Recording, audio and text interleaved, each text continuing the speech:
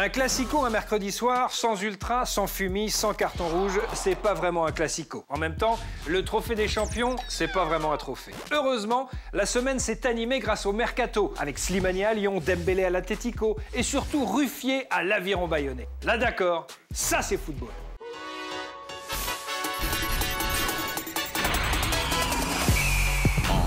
I know you're a superstar, a supernova shining, you can see from super far. Il est sans doute encore un peu tôt pour dire à quoi ressemblera le PSG version Pochettino. Mais après 3 matchs et un titre en poche, les contours du projet de l'Argentin se dessinent petit à petit. Alors, Pochettino, ça change quoi? L'analyse de la team de YouFoot. Quand Unai Emery a signé au PSG, on nous a dit alors là on a un coach étranger, on va avoir de l'exigence. Okay. Après, il y a Thomas Tuchel qui arrive. Et puis là, il y a de la révolution tactique, là, il y a des trucs. Ok. Donc là, il y a Pochettino et on nous ressort les mêmes phrases. Paris est une équipe un peu à part, de par le statut du club en règle générale, de par les joueurs. Donc moi, je lui laisse du temps, Pochettino. Je pense que c'est difficile de juger aussi quand il manque tellement de joueurs du 11 titulaire, il manque tellement de joueurs de l'effectif tout court. Je refuse de faire partie des gens qui, si tu veux, font un espèce de premier bilan sur le travail d'un coach après une semaine de séances particulières et de matchs. Le défi de Pochettino, ça va être de redonner une âme et surtout un corps à cette équipe-là. Après, sur ses grands principes, il misait beaucoup sur l'intensité avec et sans ballon, mais beaucoup sans ballon.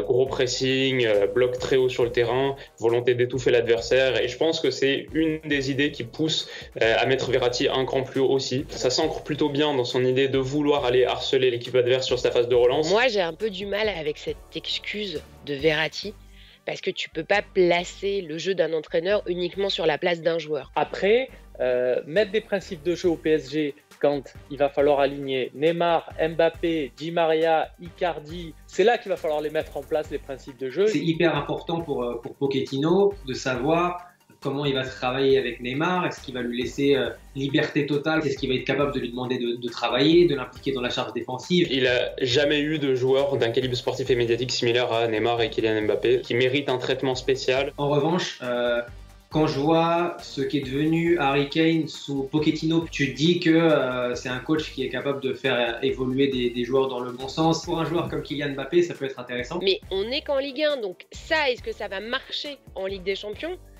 C'est plus là, je pense qu'on l'attend, et c'est plus là où le pari est risqué. Meilleure attaque de Ligue 1 à mi-saison, le PSG possède aussi la meilleure défense avec seulement 11 buts encaissés. Keylor Navas est-il alors le meilleur gardien du championnat? On a regardé ce que disent les chiffres.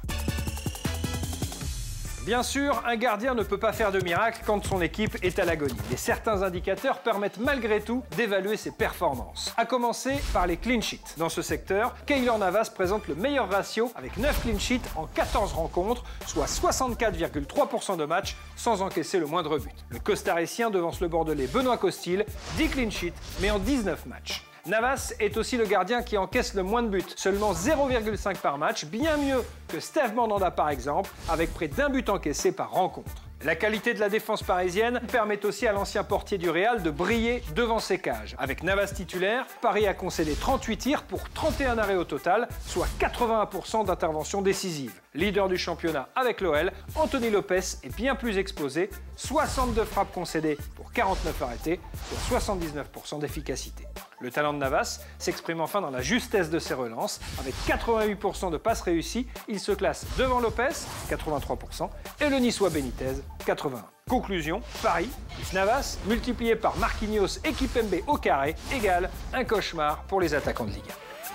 Boulaye Dia n'est pas qu'un très bon attaquant, c'est aussi un footballeur au parcours atypique pour qui rien n'a été simple. Avant de flirter avec Kylian Mbappé en tête du classement des buteurs avec 12 réalisations, le Rémois a connu le travail à l'usine à 18 ans et la Régionale 2. Contacté par l'OM l'été dernier, l'international sénégalais pourrait quitter Reims durant ce mercato et écrire un nouveau chapitre de sa belle histoire. C'est la story de YouFoot. On veut tous devenir joueur professionnel un jour. Et le fait d'y arriver, c'est une récompense et c'est une joie énorme.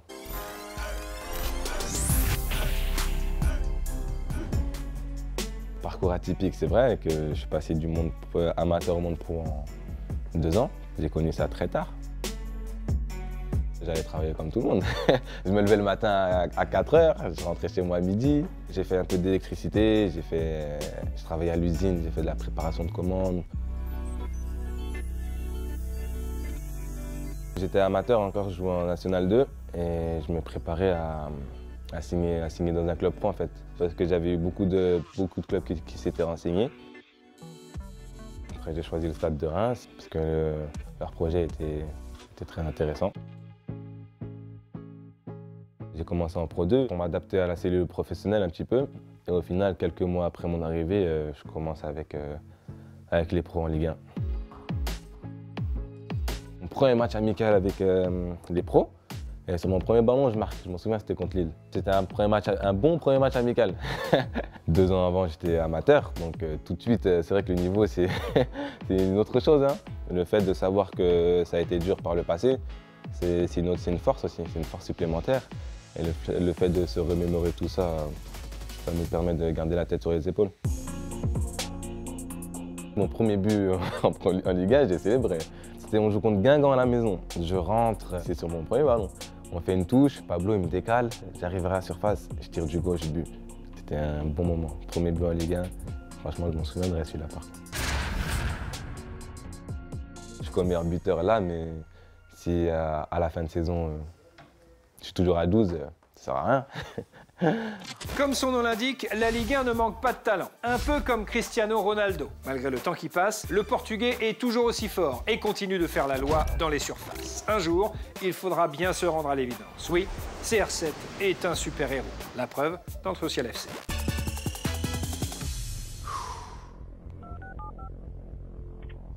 Initiate Operation Chrono.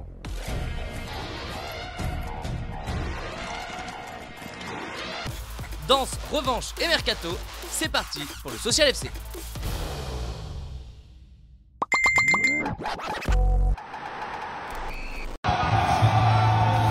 Trois matchs joués, déjà un trophée dans la besace. Mauricio Pochettino remporte la première finale de sa carrière avec le trophée des champions. L'occasion pour les Parisiens de se venger du rival marseillais. Il faut dire que les ultra-parisiens ont affiché la tendance dès le départ des joueurs.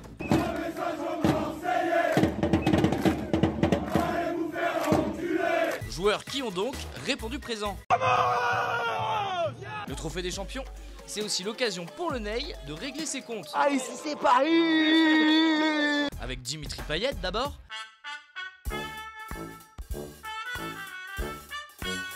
Puis avec Alvaro sur Twitter. Le roi, n'est-ce pas Alvaro?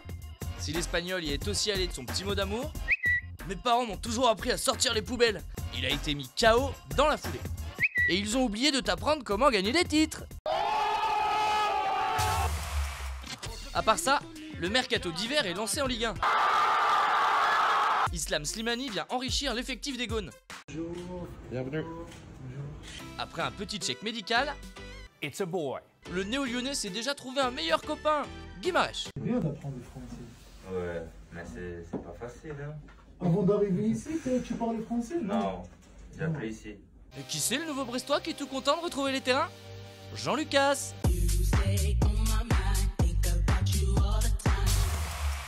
Bah dis donc, il a l'air content d'aller entraîner à Bayonne, Stéphane Ruffier.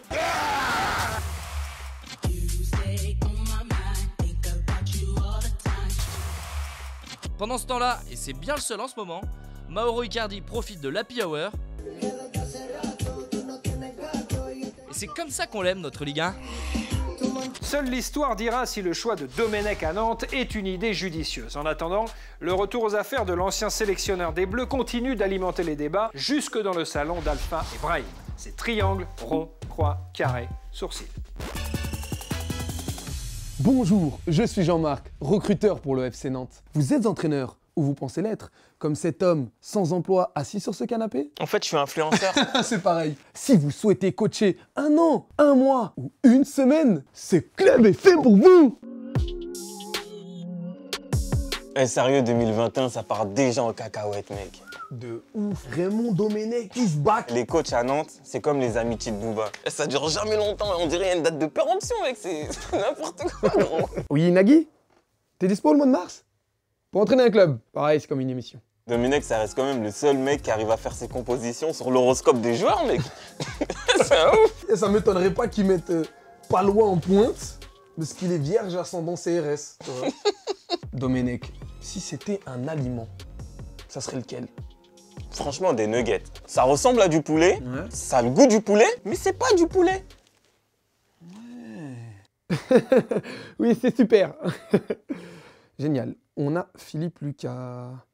Ok, pour le mois de mars, c'est bon. Maintenant, février. Pourquoi Dominique il est revenu à Nantes? Pourquoi?